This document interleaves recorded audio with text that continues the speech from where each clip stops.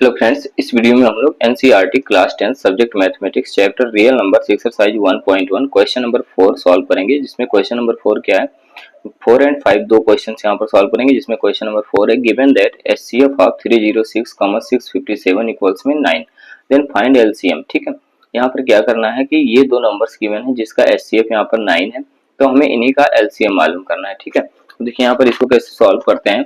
तो first point जो यहाँ पर गिवन है, क्वेश्चन नंबर 4 पार्ट जो यहाँ पर गिवन है वो ये गिवन है कि यहाँ पर जो एचसीएफ है, एचसीएफ ऑफ 306, 657 ये इक्वल्स में यहाँ पर गिवन है 9, और हमें मालूम क्या करना है, एलसीएम ऑफ 306, 657। ठीक है, ये हमें यहाँ पर मालूम करना है।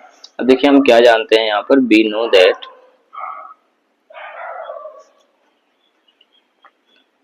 जो एचसीएफ होता है यानी कि एचसीएफ मल्टीप्लाइड बाई एलसीएम जो है ये प्रोडक्ट ऑफ टू नंबर्स है। ठीक है,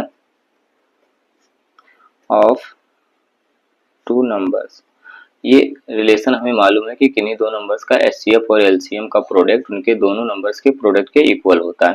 अब यहाँ पर एचसीएफ कितना गिवन है, तो फिर 9 गिवन है, इसको राइट कर लेंगे। मल्टीप्लाइड बाई एलसीएम हमें मालूम नहीं है, चूंकि मालूम करना है, और प्रोडक्ट ऑफ टू नंबर्स यानी कि दोनों नंबर 306 मल्टीप्लाइड बाई 657 ये हो जाएगा। इसको मल्टीप्लाई करेंगे यानी यहाँ पर सॉल्व करेंगे थोड़ा सा और, तो 306 मल्टीप्लाइड बाई 657 और अपान में यहाँ पर कितना आएगा 9। ठीक है, अब इसको कैंसिल करते हैं, देखते हैं कितना आ रहा है। तो एलसीएम इक्वल्स में 9 से इसको कैंसिल कर देंगे यहाँ पर, तो 9 3 जा 27 और यहाँ पर 3 यानी 9 4 जा 36, ये मल्टीप्लाई कर लेंगे 34 मल्टीप्लाइड बाई 657। ठीक है, इसको मल्टीप्लाई करने पर जो भी प्राप्त होगा वही हमारा एलसीएम। देखिए यहाँ पर जो मल्टीप्लाई किया गया, तो मल्टीप्लाई करने पर कितना प्राप्त होता है हमें कि जो एलसीएम आएगा ये आ जाएगा 22338। ठीक है, ये हमें एलसीएम मालूम चलता है किसका, ये दो नंबर्स जो गिवन थे 306 और 657। ठीक है, इनका एचसीएफ गिवन था, एलसीएम मालूम करना था। यहाँ पर एलसीएम हमें मालूम हो चुका है, ये हमारा क्या है, एलसीएम है। ठीक, इसके बाद जस्ट क्वेश्चन नंबर 5 है, check whether 6 power n can end with the digit 0 for any natural number n। ये चेक करना है कि जो 6 पावर n है क्या ये किसी नेचुरल नंबर यानी किसी भी नेचुरल नंबर n के लिए 0 पर फिनिश हो रहा है कि नहीं हो रहा है। ठीक है, अब देखिए इसको कैसे सॉल्व करते हैं। यहाँ पर 6 टू द पावर n है। ठीक है, अगर हम बात करें कोई भी नंबर्स जो होता है वो 0 पे इंड होता है। ठीक है, 0 पे इंड होने वाले नंबर्स क्या हैं, जैसे यहाँ पर 10 है, 20 हो सकते हैं और 30 हो सकता है, 40 हो सकता है। ठीक है, और कुछ नंबर्स हैं जैसे मैं 15 ले रहा हूँ जो 0 पे इंड नहीं हो रहा है। ठीक है, 15 पे मतलब, और यहाँ पर 25 हो सकता है, 22 हो सकता है, ये सब 0 पे इंड ना होने वाले नंबर्स हैं, और ये जो है वो 0 पे इंड हो रहे हैं। ठीक है, अब देखिए हम क्या इसमें कॉमन पॉइंट ढूंढ रहे हैं इसमें, तो 2 मल्टीप्लाइड बाई 5, इसका फैक्टराइजेशन करते हैं तो 2 मल्टीप्लाइड बाई 5 प्राप्त होता है। इसको 2 मल्टीप्लाइड बाई 2 और यहाँ पर 5, ये 2 मल्टीप्लाइड बाई 3 और मल्टीप्लाइड बाई 5। सिमिलरली यहाँ पर इसको आएगा 2 2 जा 4, 2 जा 8, 5 जा 40। यदि मैं 15 को करता हूँ तो यहाँ पर 3 मल्टीप्लाइड बाई 5 मालूम चलता है, और 25 को तो यहाँ पर 5 मल्टीप्लाइड बाई 5, और ये 22 है यानी 2 मल्टीप्लाइड बाई 11। इसमें देखिए यहाँ पर हम क्या देख रहे हैं कि जो 10, 20, 30 और 40 है, यानी कि यहाँ पर जो नंबर 0 पे एंड हो रहे हैं उसके प्राइम फैक्टराइजेशन में 2 भी मिल रहे हैं और 5 मिल रहे हैं। लेकिन यहाँ पर 15 है जो 0 पे फिनिश नहीं हो रहा है, तो इसमें 5 मिल रहा है तो फिर 3 नहीं मिल रहा है।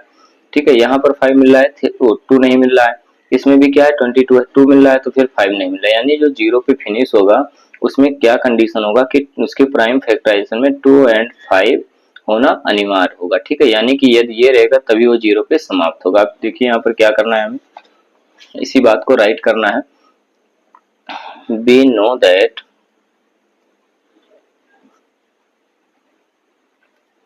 we know that any number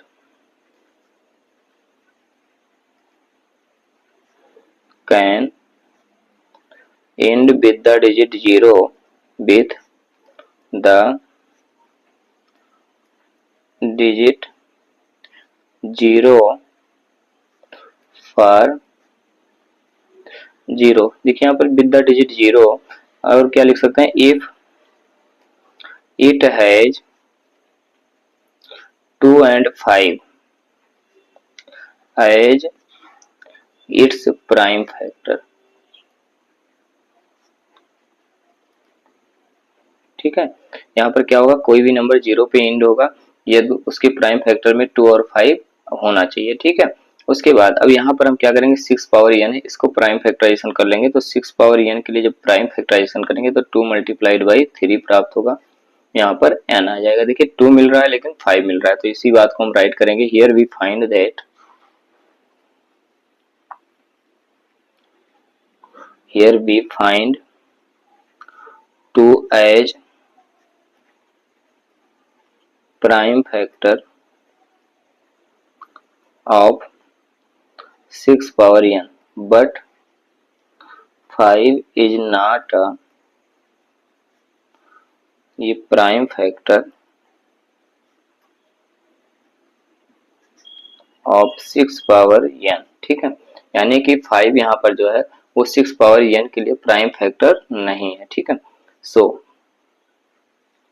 6 power n can not या can never end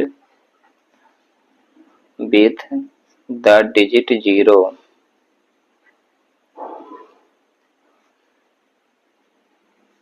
0 for any natural number n।